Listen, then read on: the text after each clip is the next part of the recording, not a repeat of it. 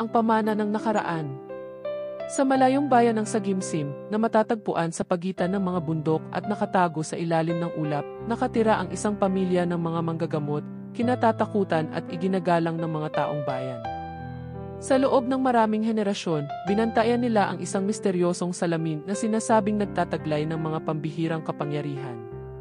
Ang salamin ay hindi ordinaryong heirloom, isa itong sinaunang relic na nagtataglay ng kakayahang magbunyag ng mga nakatagong katotohanan at tumawid sa mga hangganan sa pagitan ng mga mundo.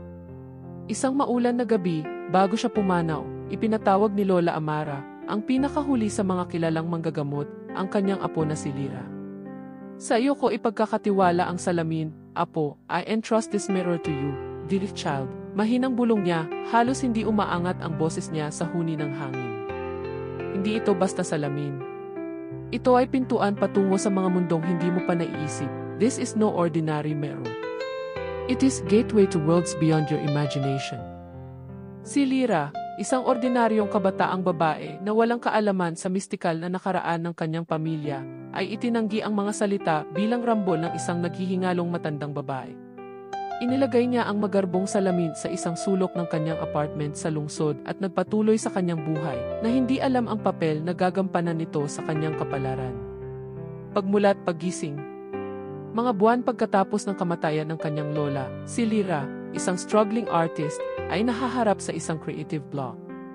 Frustrated at out of ideas, napatitig siya sa blankong canvas sa kanyang harapan, nanginginig ang kanyang mga kamay sa bigat ng kanyang mga pangarap na hindi natupad. Noon niya ito napansin. Ang salamin, ang mismong ibinigay sa kanya ni Lola Amara, ay nagsimulang magbuga ng malambot, ethereal na glow. Naungusan ng kuryosidad ang kanyang takot habang papalapit sa antigong piraso. Ang mga gilid nito ay pinalamutyan ng masalimuot na mga ukit ng mga sinaunang simbolo na hindi niya matukoy. Dahan-dahan niyang hinawakan ang malamig na ibabaw ng salamin at sa isang iglap, nagbago ang kanyang mundo. Namilipit at nabaliw ang silid habang ang refleksyon sa salamin ay umaalon-alon na parang tubig. Bigla, hindi na siya nakatayo sa kanyang apartment, kundi sa gitna ng masukal na kagubatan, naliligo sa liwanag ng hindi pamilyar na buwan. Sa kanyang harapan ay nakatayo ang isang kahangahangang nilalang, isang diwata, nature spirit, na may umaagos na damit na pilak at buhok na kumikinang na parang stardust. Lyra, ang diwata ay nagsalita sa tinig na kasing tanda ng mga bundok, ikaw ay napili. Ang mga mundo sa loob ng salamin. Gulat at nalilito, humingi ng mga sagot si Lyra. Napili?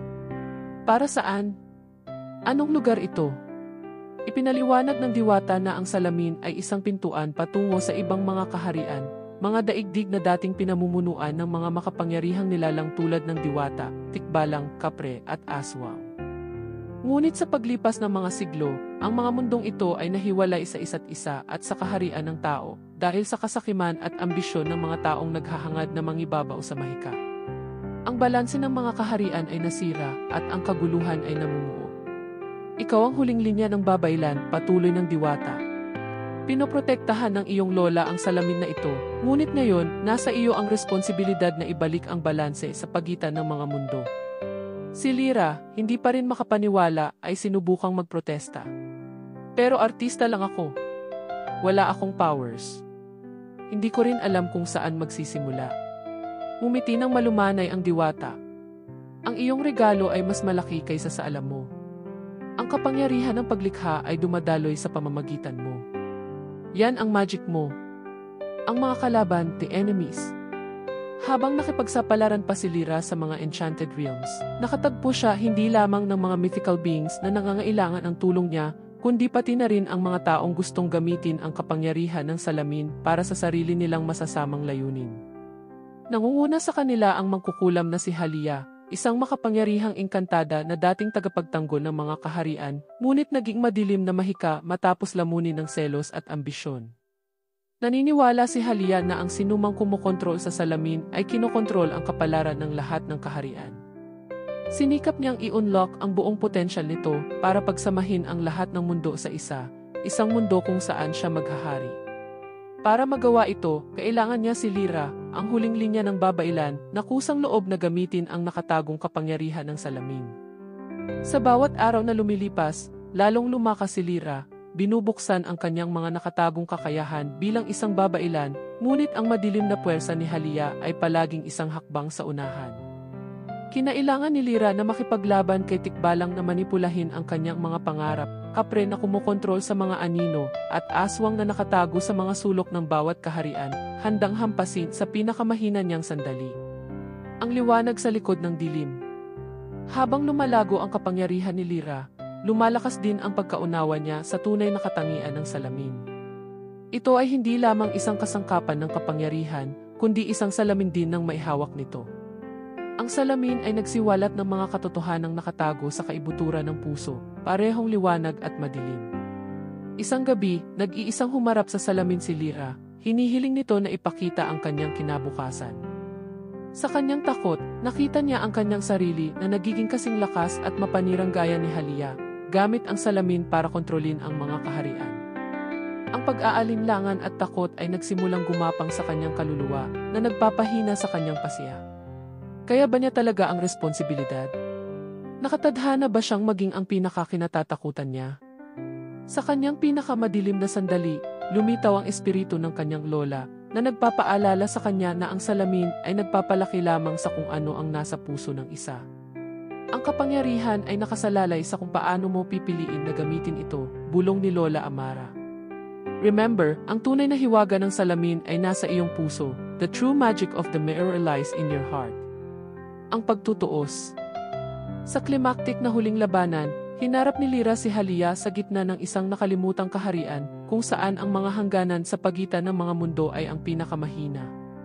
Halos natapos na ng mangkukulam ang kanyang ritual na pagsamahin ang mga kaharian, ngunit si Lyra, na ngayon ay ganap na yumakap sa kanyang tungkulin bilang babailan, ay nanindigan.